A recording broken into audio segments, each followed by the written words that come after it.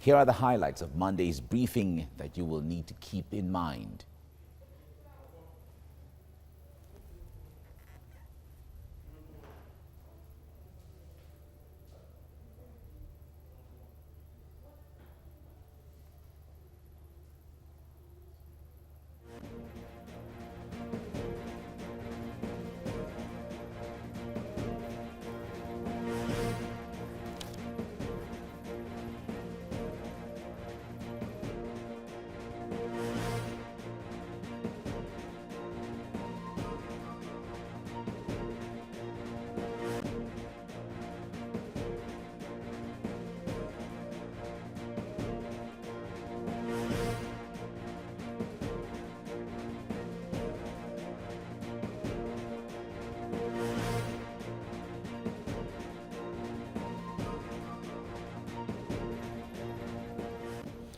All right, joining me now via Skype is Dana Kilami, Public Affairs Analyst.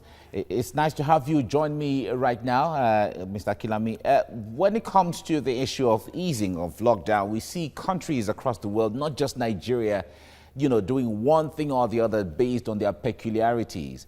But Nigerians are asking the critical questions. The numbers are going up, and the explanation is that we are now able to test more people. There's more capacity to test people. But with the easing of the lockdowns and all of that, and everyone going business as usual is coming back upstream, how do we reconcile the difference between the numbers going up, those who are infected? We're getting to know that more persons are getting infected, and yet we're opening up everywhere. How do we reconcile that? Well, to start with, it's very clear that we are not yet out of the wood. And there is nothing much to be disturbed about the increasing number for now. Some of the countries that have reached their flattening curve have already passed this phase. As you said, our testing is just increasing now. So this is expected that we probably have more figure in terms of those who are testing positive. But the most important thing at this junction is the fact that all hands must remain on deck. The cooperative effort between the federal and the state government must continue. All right. Now, you talked about the issue of the cooperation. Certainly, I was speaking with the Chief Press Secretary to the governor of Kogi State yesterday, and we know some of the reports coming out that the government of the state is not necessarily in total agreement with the NCDC. And we also get reports from a few other states like that have differences as to what NCDC is saying and what the state's protocol is saying. How does this compound the situation and the health of people in such states? Well, the Kogi case is a peculiar one, and I believe it should be resolved with time. These are standard procedure that's been approved by World Health Organization and NCDC, that is also overseeing the whole process, is an organization that is affiliated to the World Health System and the standard procedure. I think with time, the leadership in Kogi State will definitely come in tandem with the procedure. I'm just particular about the procedure, not the politics behind some of those things that have been happening between Kogi State and NCDC. So the procedures are very clear and they are standard everywhere that you go all over the world.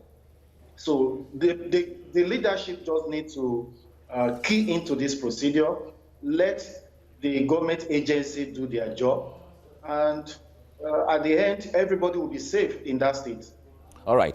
As life returns to normal, what are some of the concerns that you have, considering the way we engage, the way we relate, the way, especially in public places? Well, I think one of the concerns in the past 2-3 weeks in this first phase of the ease of the lockdown has been transportation, enforcement of the interstate no movement. It has been a big challenge.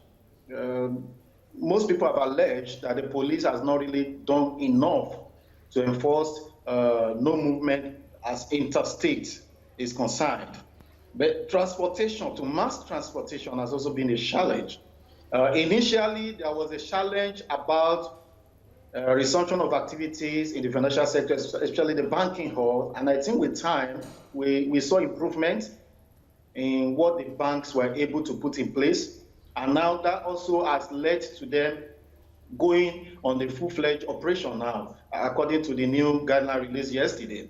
So, but our focus still has to be about people, not forgetting the fact that the pandemic is still very much in town. We are at that phase of community transmission. So people should follow the regulations. They should have their face masks with them. They should wash their hands regularly and maintain social distancing.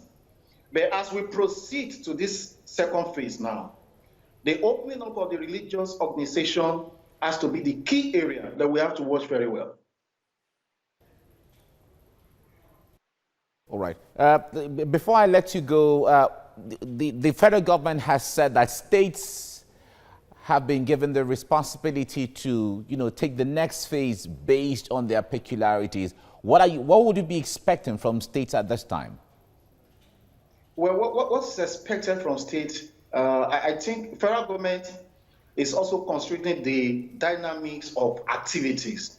These activities are varied in different states, especially religious activities. So the religious activity that is obtainable in Kano cannot be compared to the one that may be obtainable in a place like Rivers State or in a place like Imo State.